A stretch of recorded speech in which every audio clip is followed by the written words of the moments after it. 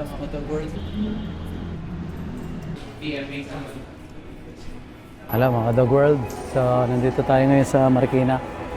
First time na si Turin ay mapunta ng mall. At salamat dahil itong mall ay pet friendly. So binili natin siya ng so para i-allow tayo na makapasok dito. So first time sa elevator, tingnan natin. Escalator. Come on, Turin. Let's go. Teka, kaya pa niya. So, doon tayo sa hagdan.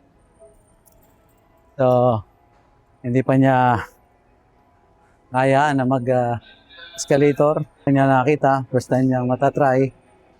Oh. So, itong hagdan, sigurado akit yan. Okay. Pagka bumalik tayo, baka sakaling masanay na siya.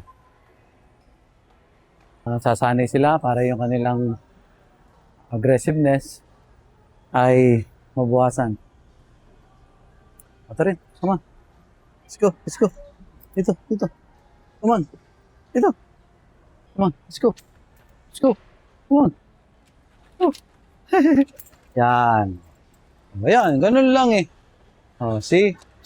Pag na-experience na niya, magiging mas okay na yan sa susunod.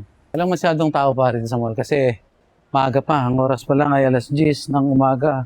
Kaya wala pang masyadong naggagala dito sa mall. Ito karaniwan sa Pilipinas. Ano? Karaniwan dito sa atin, Pilipinas, ay mga Labrador, German Shepherd, ang Belgian, yun, karaniwan na rin. Itong Cane Corso at iba pang mga large breed, mga rare pa ito dito sa atin.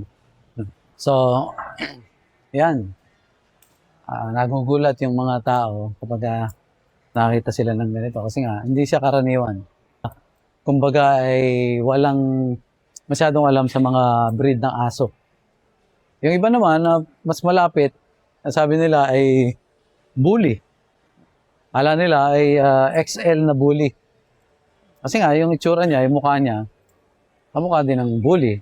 Kasi usually naman, yung mga aso na nasa category ng bully or yung mga mastiff type dog, ay halos isa naman ang mukha nila. Malapad, malaki ang ulo, snub nose. Yan. So usually, ganyan talaga mga itsura nila. Yung bully, kinakrap din yung tenga nila. So, ito rin, nakakrap. Ang usual din ginagawa sa Cane Corso, kinakrap yung tenga. Kaya, akala nila bully. Oh, ito rin, pababa naman tayo dito. Let's go, let's go, let's go. Come on.